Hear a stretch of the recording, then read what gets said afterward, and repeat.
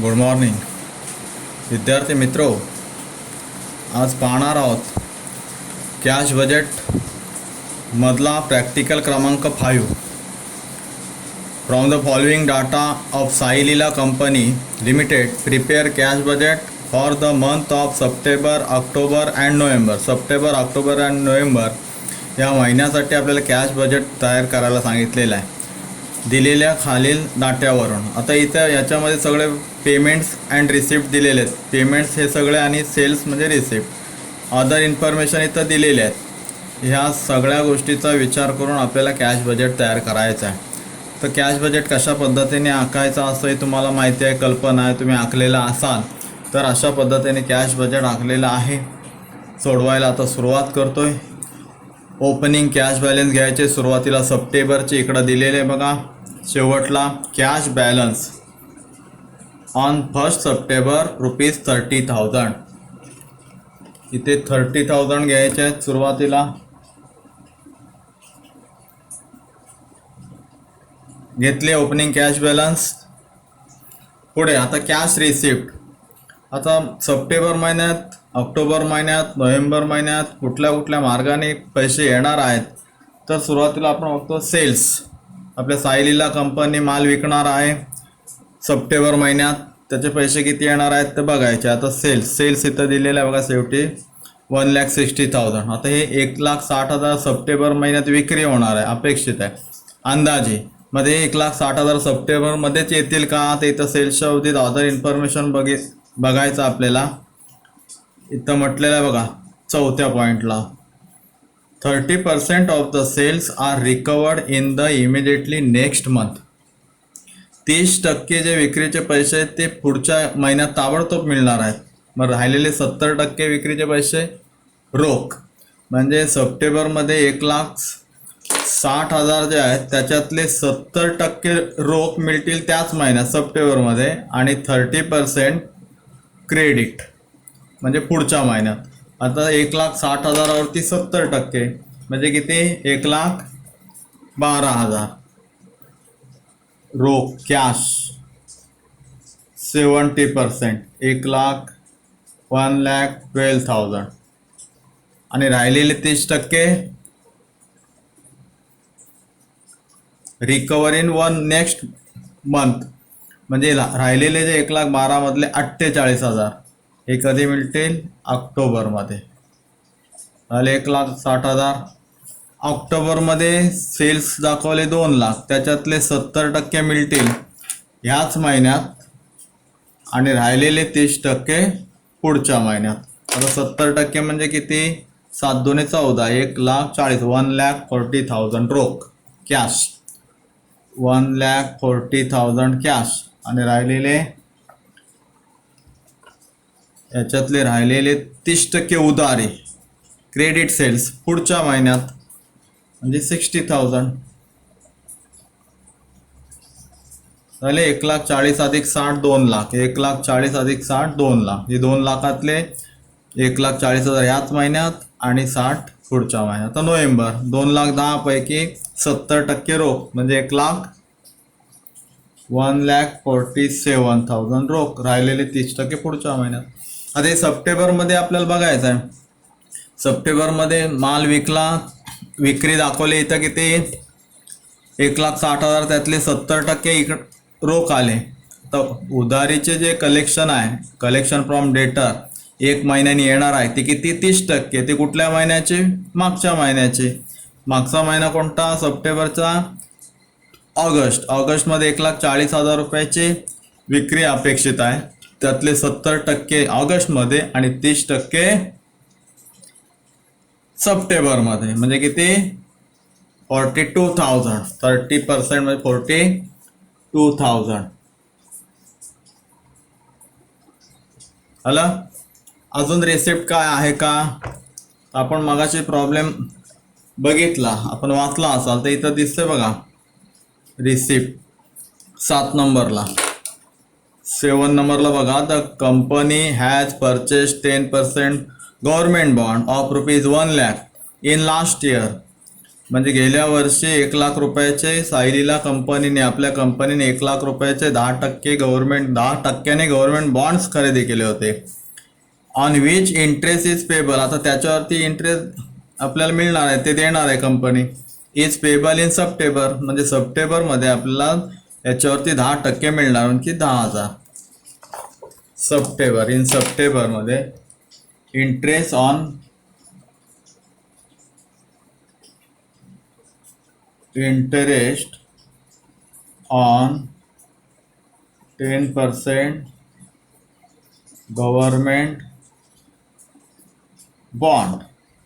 सप्टेंबरमध्ये व्याजाचे 10,000 मिळतील. आपल्या सायलीला कंपनीने कुठल्या तरी व्यवसायाचे किंवा गव्हर्नमेंटचे बॉन्ड 1,00,000 रुपयाचे घेतले होते, खरेदी केले होते. याचा अर्थ पैसे गुंतवले होते 10%ने, मग त्याचं व्याज प्राप्त होणार आहे सप्टेंबरमध्ये. अशा प्रकारे रिसिप्ट या ठिकाणी सप्टेंबरची संपली. पुढे आता पेमेंट पाहणार आहोत. पेमेंटच्या बाबतीत पहिला सुरुवातीला घ्यायचं परचेस. आता परचेसच्या बाबतीत काहीतरी म्हटलंय बघा, पहिला सुरुवातीला the payment of purchase is made at 5% discount in the following month. परचेसचा पेमेंट जो आहे तो कधी करायचा आहे, पुढच्या महिन्यात करायचा आहे. पण करताना काय करायचं, 5% डिस्काउंट कापून घ्यायचा आहे. म्हणजे सप्टेंबर, ऑक्टोबर, नोव्हेंबर आपल्याला ह्या महिन्याचं कॅश बजेट तयार करायला सांगितलेलं आहे. म्हणजे परचेस 80,000 सप्टेंबरमध्ये दाखवलेले आहेत की खरेदी होईल सप्टेंबरमध्ये 80,000ची. मग त्यातले 80,000 द्यायचे कधी आहेत, 5% वजा करून ऑक्टोबरमध्ये. मग सप्टेंबरमध्ये कुठले येतील द्यावे लागणार आहेत, तर ऑगस्टचे सप्टेंबरमध्ये, सप्टेंबरचे ऑक्टोबरमध्ये आणि ऑक्टोबरचे नोव्हेंबरमध्ये. पण देताना 5% कमी करायचे. आता ऑगस्टचे परचेसेस आहे 60,000, म्हणजे ऑगस्टमध्ये खरेदी होणार आहे सायलीलाचे 60,000 आणि त्याचे पैसे द्यायचे आहेत सप्टेंबरमध्ये. पण 5% कापून, 5% म्हणजे किती, 6×5 = 3,000 कापून 57,000 सप्टेंबरमध्ये द्यायचे आहेत. लिहा, परचेसेस कॅश नील 57,000 सप्टेंबरमध्ये, ऑगस्टचे सप्टेंबरमध्ये, आणि सप्टेंबरचे 5% कापून ऑक्टोबरमध्ये 8×5 = 40, म्हणजे 4,000 लेस, म्हणजे 76,000. ऑक्टोबरमध्ये परचेस दाखवले 1,00,000, त्यातले 5% कापले म्हणजे 5,000 कमी झाले, 95,000 नोव्हेंबरमध्ये. म्हणजे अशा पद्धतीने खरेदीचे पैसे पेमेंट हा पुढच्या महिन्यात दाखवायचा आहे, करायचा आहे. पुढे वेजेस, इथे म्हटलं वेजेस. आता वेजेस होते, वेजेस इलेक्ट्रिसिटी, त्याच्यानंतर and rent are paid in the following month, म्हणजे पुढच्या महिन्यात पेड करायचे. वेजेस ज्या महिन्यात ऑगस्टमध्ये 10,000 होणार आहे अपेक्षित, ती मजुरीचे पैसे ऑगस्टमध्ये मजुरी न देता कुठं द्यायचे आहे, सप्टेंबरमध्ये, सप्टेंबरचे ऑक्टोबरमध्ये, ऑक्टोबरचे नोव्हेंबरमध्ये. तसंच इलेक्ट्रिसिटी, तसंच रेंट, म्हणजे ऑगस्टचा भाडा सप्टेंबरमध्ये, सप्टेंबरचा भाडा ऑक्टोबरमध्ये, ऑक्टोबरचा रेंट नोव्हेंबरमध्ये. अशा पद्धतीने आपल्याला हा पेमेंट या ठिकाणी दाखवायचा आहे. तर बघूया आपण आता वेजेस. पहिल्यांदा घेऊ वेजेस. सप्टेंबरमध्ये कोणता पेमेंट करायचा वेजेसचा, ऑगस्टचा. ऑगस्टमध्ये वेजेस किती, 10,000. ऑगस्टचा सप्टेंबरमध्ये किती आहे, 11,000. तो ऑक्टोबरमध्ये देणार आहोत. आणि ऑक्टोबरचा मजुरीचा पेमेंट 15,000 पेड इन नोव्हेंबर झाला. तसंच electricity, August 6,000 electricity, August 6,000, August paid in September, September 6,000 ऑक्टोबरमध्ये, आणि ऑक्टोबरचा 8,000 नोव्हेंबरमध्ये. त्याच्यानंतर रेंट, ऑगस्ट 3,000 रेंट, ऑगस्टचा भाडा 3,000 सप्टेंबरमध्ये, सप्टेंबरचा भाडा 3,000 ऑक्टोबरमध्ये आणि ऑक्टोबरचा 4,000 4,000 रेंट नोव्हेंबरमध्ये. अशा पद्धतीने हा पेमेंट या ठिकाणी दाखवायचा आहे. पुढे अदर एक्सपेन्सेस, इथं म्हटलं अदर एक्सपेन्सेस आर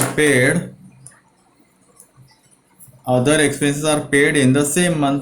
अदर इतर खर्च जो आहे तो त्याच महिन्यात दाखवायचा. आपण कुठला महिन्याचा बनवतो, सप्टेंबर ऑक्टोबर नोव्हेंबर. सप्टेंबरचा जो अदर एक्सपेन्सेस आहे सप्टेंबरमध्ये, ऑक्टोबरचा ऑक्टोबरमध्ये, नोव्हेंबरचा नोव्हेंबरमध्ये. म्हणजे 9, 10 आणि 10. सप्टेंबरमध्ये 9,000 अदर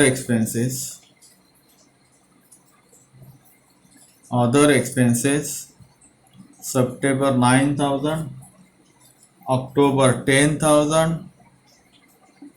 नोव्हेंबर 10,000 झालं. त्याच्यानंतर बघायचं आपल्याला, हे सगळे खर्च पेमेंट बघितले. आता बघायचं आहे अदर इन्फॉर्मेशनमध्ये. परचेस बघितलं, वेजेस, इलेक्ट्रिक रेंट बघितलं, अदर एक्सपेन्सेस झाला, सेल्स झाला. इथे instalment for repayment of bank loan are to be paid in the September and November of ₹10,000 each. Instalment म्हणजे हप्ता. बँकेकडून लोन घेतलेला आहे सायलीलाने, त्याचा हप्ता इन्स्टॉलमेंट कधी पेड केला जाईल तर सप्टेंबरमध्ये आणि नोव्हेंबरमध्ये 10,000. Bank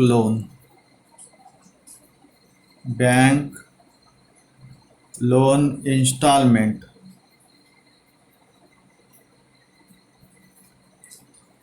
September and November. September 10,000 and November 10,000.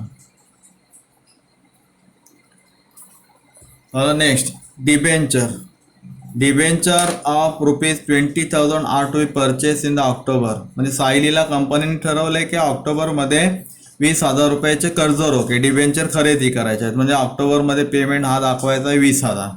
Debenture, purchase of debenture, purchase of debenture केव्हा खरेदी करायचे आहेत, ऑक्टोबरमध्ये 20,000. सप्टेंबर नील, ऑक्टोबर 20,000, नोव्हेंबर नील. अशा पद्धतीने सगळे रिसिप्ट अँड पेमेंट्स आपण या ठिकाणी बघितले. त्याची त्या महिन्यामध्ये एंट्री केलेली आहे. आता आपल्याला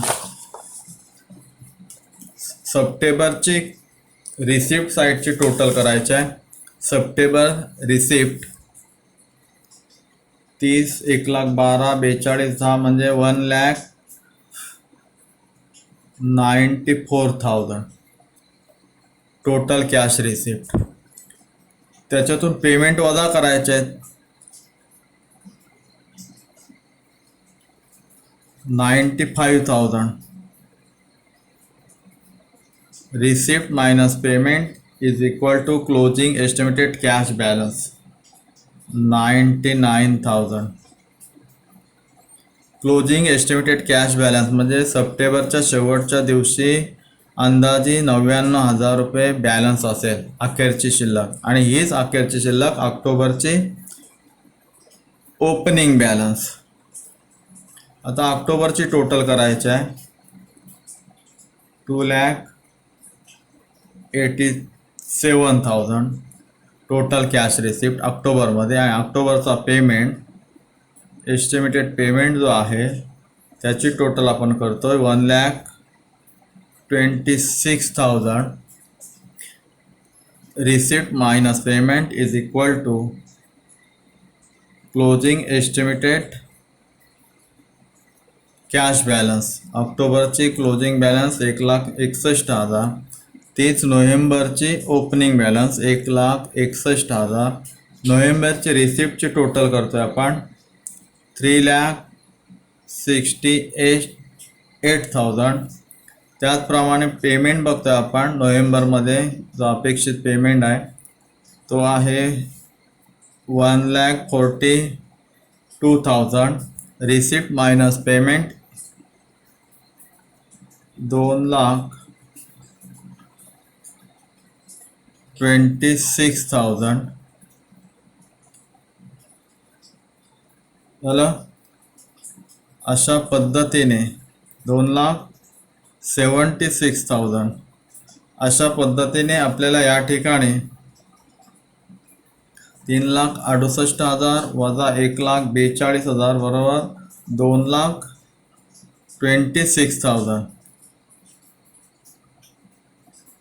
अशा पद्धतीने 2,26,000 अशा पद्धतीने आपला कॅश बजेट प्रॉब्लेम क्रमांक 5 सोल्युशन नंबर 5 कंप्लीट झालेला आहे. ओके, धन्यवाद.